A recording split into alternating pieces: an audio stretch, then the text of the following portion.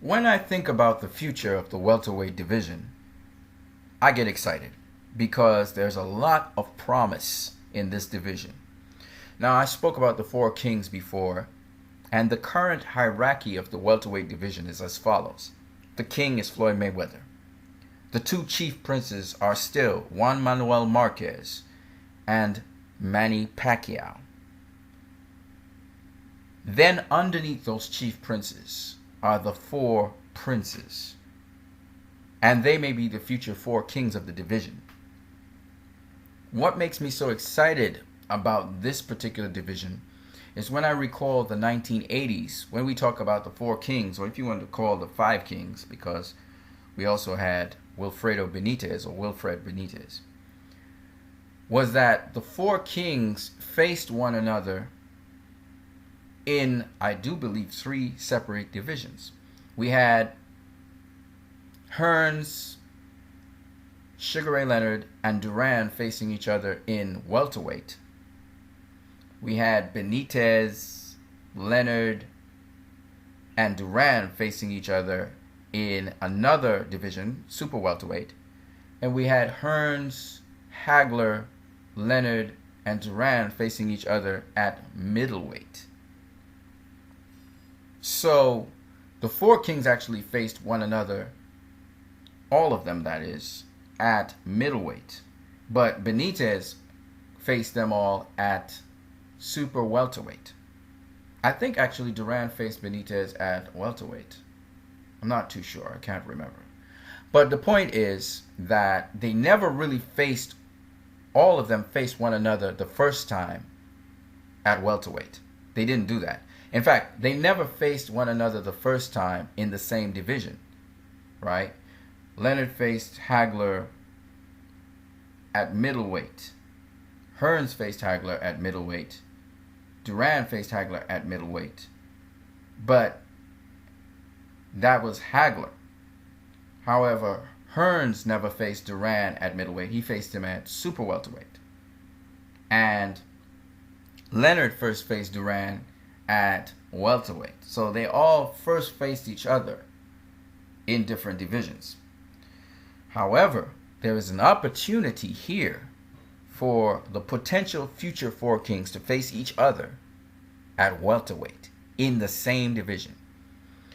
So we spoke about the chief princes, which are Manny Pacquiao, and if Juan Manuel Marquez returns, he'll be a chief prince. These guys, because of their records and everything, they're a couple levels below Floyd Mayweather, about 2 or 3. Okay? And then we have the princes. And who are the princes? Well, all the princes we're going to speak about, they have been world champions at welterweight. This is the easy way to distinguish them from others. And the four princes are Keith Thurman, WBA welterweight champion of the world. Tim Bradley, WBO welterweight champion of the world and 2-time. Kell Brook, IBF welterweight champion of the world, and Sean Porter, former IBF welterweight champion of the world. These four guys have an opportunity to fight one another and to mix and match in the welterweight division. And I do believe it's going to happen. And that makes it super exciting. These are the four princes. Now, another player that has entered the welterweight division that we need to take seriously, but they're not, I can't consider him a prince, and the other guys I'm about to mention, is Danny Garcia. Danny Garcia was the unified junior welterweight champion of the world, proven time and time again to be tried and true, and the man at junior welterweight. When he stepped up and fought Paulie Malignaggi at welterweight, he stepped into the welterweight class carrying his intelligence, composure, his skill set, his power, and he put them all on display for the welterweight division. He tested it out, and he realized he's a bona fide welterweight now. You have to take Danny Garcia very seriously, and all of these four gentlemen I just mentioned need to take him extremely seriously. He's more than he appears. The next guy who's on the fringes, just outside of Danny Garcia, is Amir Khan. Now, Amir Khan has been proven in welterweight because he's had now, I think, 5 or 6 fights in the welterweight division. Let me see here. He's had 5 fights, or is it 6? It's 6 fights in the welterweight division. As you can see here, no, 5. He's fought Carlos Molina. This was actually at junior welterweight, so I will excuse that. Let's move on. He fought Julio Diaz, Louis Collazo, Devon Alexander, and Chris Algieri. Those 4 welterweight fights he had. Okay? He's improved in each and every one of them.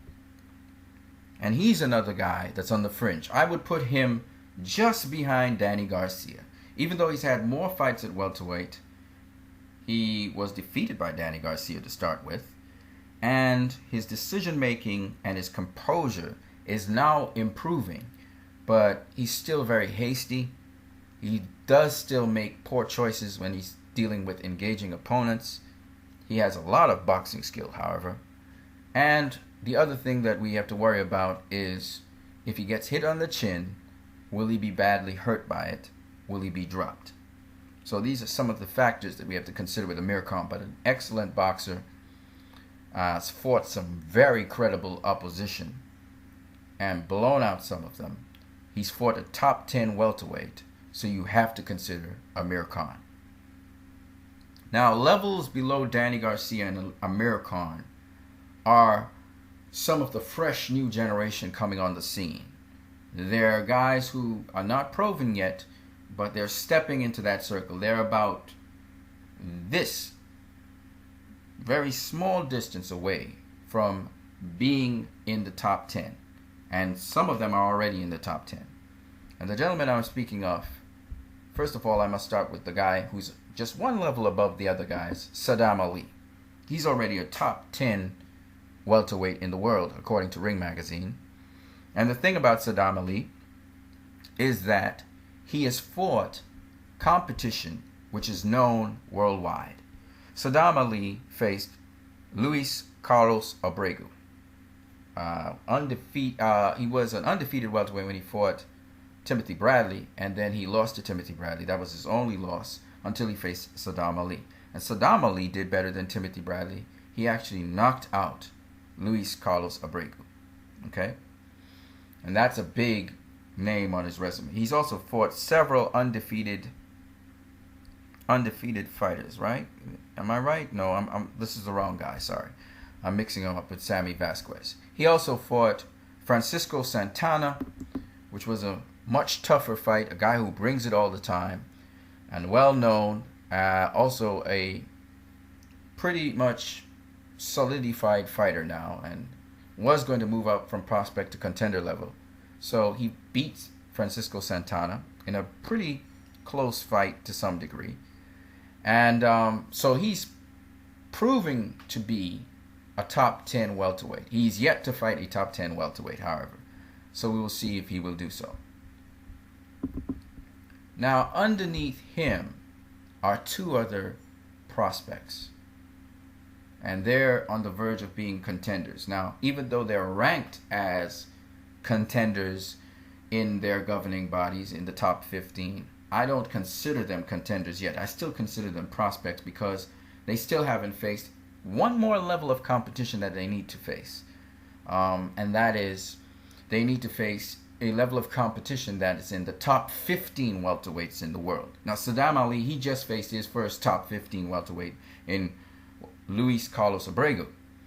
But these are the 2 guys, I'm talking about Sammy Vasquez and Errol Spence, who are both southpaw, by the way. They are yet to face that sort of level of competition.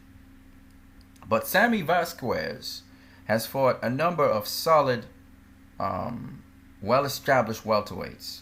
He fought James Stevenson, as you can see, Alberto Mosquera, Emmanuel Larte, and Wale Omotosa. And he's going to be facing Jose Lopez next. So he's faced some really well-rounded, solid welterweights, okay? And then you have Errol Spence. Errol Spence is probably the more skilled of the two. Vasquez is skilled, but I noticed that he's not as good on the inside as well as at mid-range as Errol Spence Jr. is. He's developed his inside game very, very well. Errol Spence actually is very clinical in how he breaks down his opponents, very systematic. Nothing spectacular, but very, very solid. And Errol Spence also has had a step up in competition to some degree. He's also faced Latte, and he has also faced Samuel Vargas, and then his step up was Philo Greco. Unfortunately, he really wanted to face Roberto Garcia, but that didn't happen. So these are the levels of fighters we're looking at. I'm telling you, the welterweight division is exciting. These upcomers like Errol Spence and Saddam Ali and Sammy Vasquez, these guys make the division even more exciting because we want to see what they will shape up and become in that division. Now, one more thing I want to say. When we're talking about guys in the divisions, we have to talk also about the politics involved. You know, some of these gentlemen, it seems, are on different sides of the political fence. You know, like take for instance Saddam Ali. He seems to be on the other side with Top Rank and Golden Boy. And, you know, guys like Vasquez and Errol Spence, they seem to be on the other side. What I want to say, though, is that when you're looking at these things, it looks that way. But believe you me, in boxing, everything is possible. You know, Lomachenko fought Gary Russell Jr. Mayweather fought Pacquiao. So believe you me, it's doable. And to see all of these fighters fight one another, you know, the exciting matchups that will happen with these 9 fighters who are at the top right now of the welterweight division. But believe you me, there are more coming up. There are more coming up. You know, some guys from junior welterweight will come up to welterweight. You know, maybe Lamont Peterson, you'll see him coming up. And that just adds more to the pot. You know, younger fighters like Terrence Crawford, Amir Imam, and so forth. They may come up into the division. All right, so look out for that as well. So this is the future of boxing, ladies and gentlemen.